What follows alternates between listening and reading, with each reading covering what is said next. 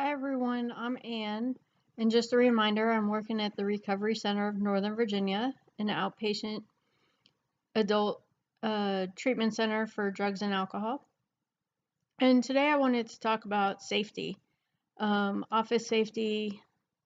Actually, until I talked about it with my supervisor, wasn't something she thought too much of. Um, she had thought about it some and but didn't have any set policies in place. And part of the reason is her Leesburg office is just her. There's no other employees there except for me when I'm there with her on Monday, Wednesday, Friday. But that would actually, in my opinion, be all the more reason to think of safety because it being just her in a quiet office. Now, so one of the things that she did tell me was at night, when the other counselor leaves, I should leave too, not stay by myself at night because sometimes people walk through the parking lot who are not supposed to be there. So that's one thing I do. In fact, the counselor always, it's a male counselor, and he always makes sure that I leave before he does, which I thought was very nice of him. And another thing we do is there's two doors to the office, and we've started keeping one of the doors locked. The one that comes directly into my supervisor's office. We've started locking that door to keep people from coming in that door. And because sometimes they do instead of using the correct door. And another thing she does is she had an experience where someone snuck up behind her who was angry and didn't attack her, but she had to turn around and tell him to get out of her space, and very firmly. And she said ever since then, her back is never to the door. Um, that does leave the problem of the way her desk is situated as far as getting out if a situation escalates. But she does have the door to the side that goes to the outside. Um, Sorry about that.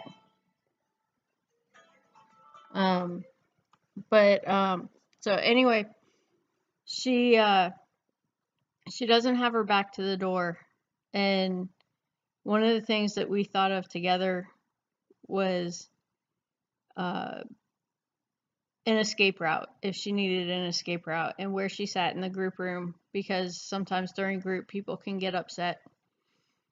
And that was one of the time. What I haven't had any situation arise where any client has gotten angry with a counselor or myself, but one of the things I thought of, and I did ask my counselor that I do the group with, I asked him what would he do if somebody were to get angry and get in his face, because this counselor that I work with, he's very tall, very big guy, but still I know it could potentially escalate when you're dealing with drug addicts and alcoholics, especially if they come to group high, which I don't think anyone ever has, but just in case they do.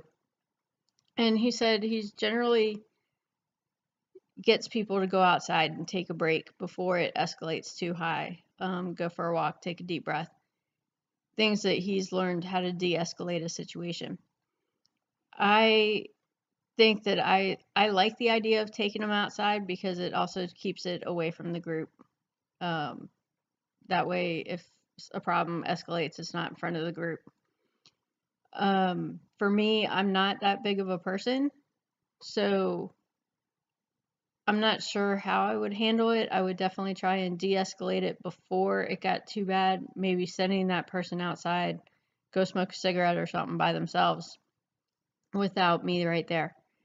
Um, but so far, I've never been in a situation where I've been in the office by myself, and I don't foresee that happening where I'm in the office by myself. But my question for the class is, if you were in a situation where someone got really upset and started to escalate, how would you handle it in your placement? Um, just curious to get other people's thoughts on this, especially since you know, my office is so small and it's just 2 women typically most of the time.